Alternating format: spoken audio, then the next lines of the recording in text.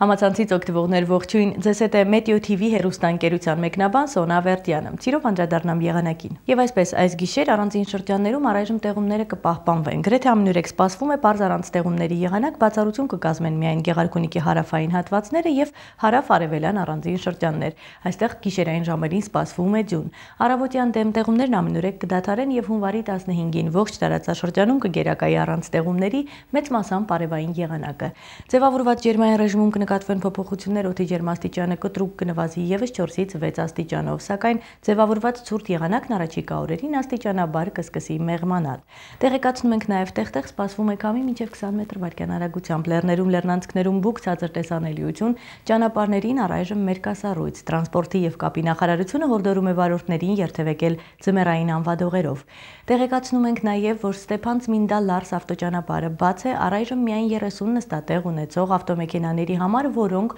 օգտվում են ձմեռային անվադողերից եւ անվաշղթաներից։